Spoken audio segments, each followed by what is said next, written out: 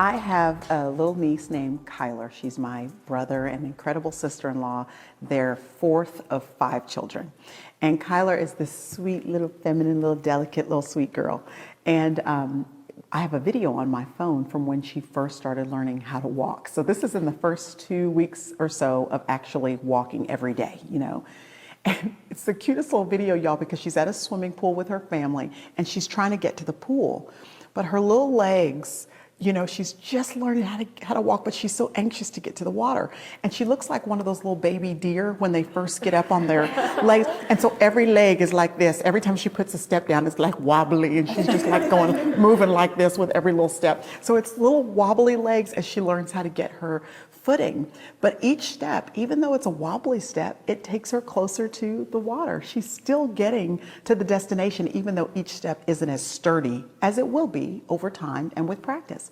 And I was thinking about that idea of walking in this newness of life, because we've studied now for all of these weeks about who we are, about our inheritance, what we have, about what God has given us the ability and capacity to do because we are daughters that have His DNA that's running through our spiritual veins.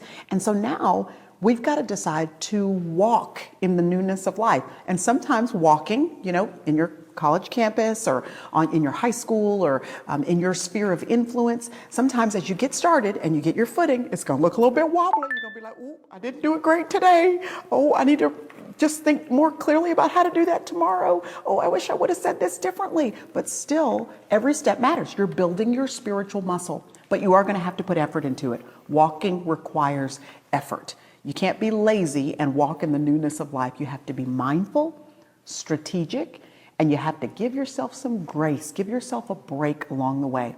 So one of the passages, in fact, kind of the main core passage of this entire study that we've been doing is the book of Ephesians. You know, we've kind of been in and around Ephesians, and I want you to turn to Ephesians chapter 2, because I want to show you this principle of walking and how it shows up right here in our seminal passage, and then you and I are going to talk about it a little bit. But Ephesians chapter 2, okay, now look at verse 1 and 2 and 3. I think I'll read those first 3 verses. It says, "You were dead in your trespasses and sins, in which you formerly," what? What does it say? Lived. It says lived in your translation. Anybody else have a different translation?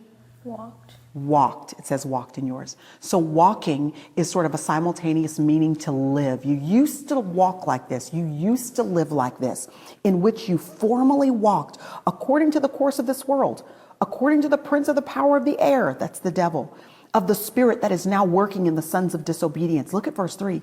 "Among them we too all formerly walked in the lust of our flesh, indulging the desires of our flesh and of our mind, and were by nature children of wrath, even as the rest." But look at verse 4 that turns the tables.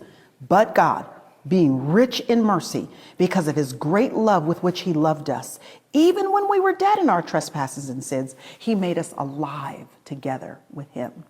I love that. He says, you used to walk this way, but now I want you to walk this way. You became strong. We all became strong and less wobbly in the former way of living. Why? Because we walked that way for so long.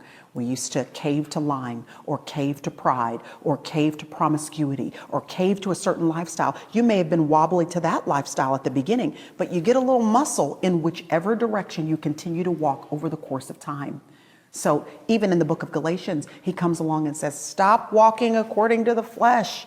Walk by the Spirit of God. And it's going to look wobbly at first, but give yourself a break and just build your spiritual muscle walking in the right direction. So here's my question for all of you who are living in the real world. We're all living in the real world.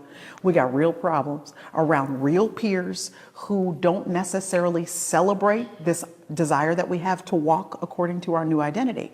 So what does it look like for you, on your college campus or in your job or at your high school, junior high school?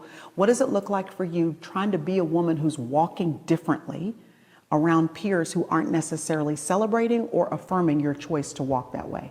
Last summer, after I found out who I really was, and I found out I'm a child of God, and I started truly believing it and trusting it. I felt like a new person, and like I started really thinking about my choices and like what to say when I get back to school and what friends I should hang around, and just thinking back on how I used to be, like, and stuff like that. I love that so much. And you, tell me how old you are again. Oh, 14. Okay, so you're 14, 8th grade, and you said something that is so wise that most people don't get until we're much later in life. You said, I have to plan and think about what I'm going to do when I relate to these people. In other words, you have to put forethought into walking, into the step that you're going to take. It's kind of like my niece when she first started walking. Think about it. When they're first starting to walk, they're literally thinking about every step. It's like they're watching. Where am I going to put my foot? Is my foot going to hold me up? They're thinking about it so carefully and strategically because they want to make sure that every step works.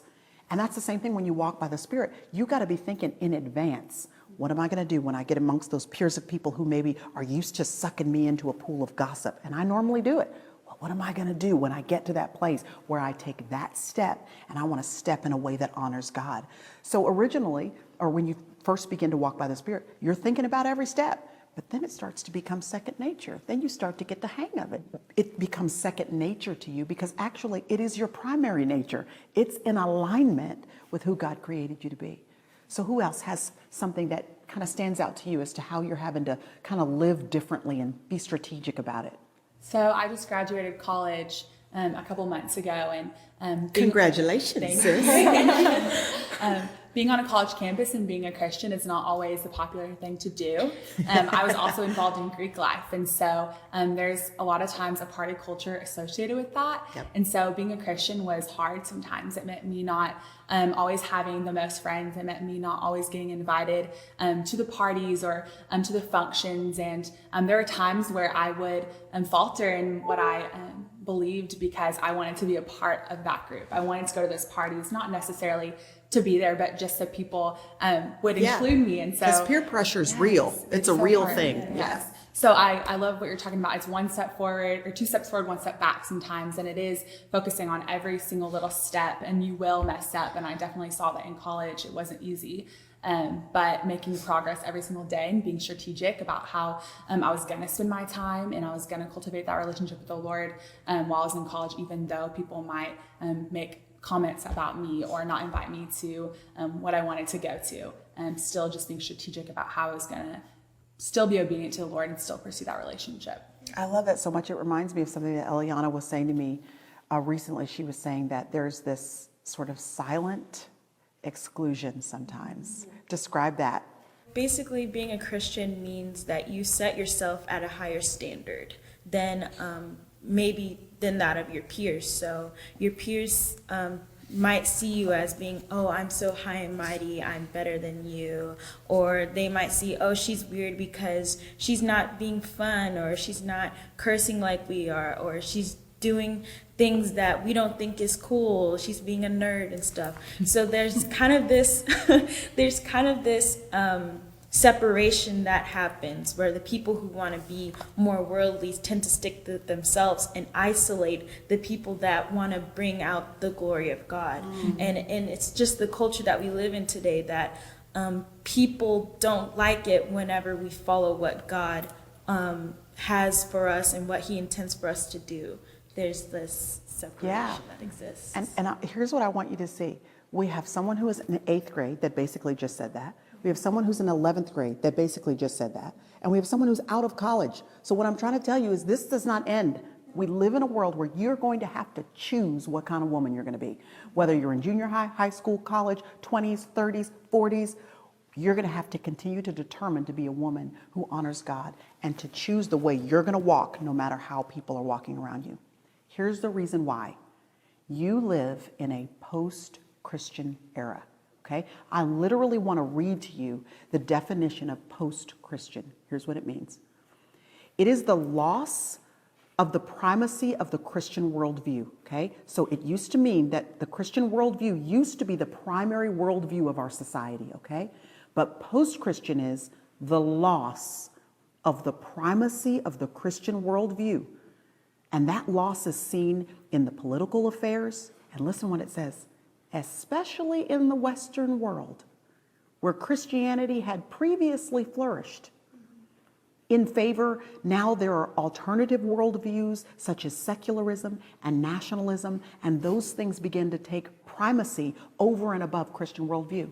What this means is that there used to be a time, even just a couple decades ago, there used to be a time where even if folks weren't Christians, they still believed that the general morality of the scriptures was the baseline for just living well and being a good citizen. So even if they didn't place faith in Jesus Christ, they still thought we should at least live like this. Now, if you decide to be a woman who walks in accordance with the scriptures, they will actually think you are peculiar. They will say, what is wrong with you that you have this kind of a standard, that you think there's absolute truth? Are you kidding me? Everybody should live to their own standard of truth. There isn't an absolute standard of truth. There used to be a time when people all thought that this was a good standard, but now they don't. That means it is going to take, on your part, some planning, some strategy, and some plain old flat out courage and boldness to be the woman of God that he has called you to be. And you're supposed to be the light in the midst of the darkness. You do know that, right? You're supposed to be the light in the midst of the darkness. That's what he's called you to be. So I want to talk to you really quickly before we close this session about the kind of intentionality that you've had to have in regards to your relationships in order to have success with this, okay? Because you can't be hanging around just any old body who's constantly tugging on you and pulling you away from your desire to walk well and expect to have victory and success. So talk to me about peers, about mentors, about how important it has been for you if you're going to have any bit of victory, or maybe you have an alternate story actually of how not being strategic about the kind of people you've been hanging around has actually made it more difficult for you to walk well in this day and age. When I was going into college, it was really important to me that I was going to find a church home as soon as I got there.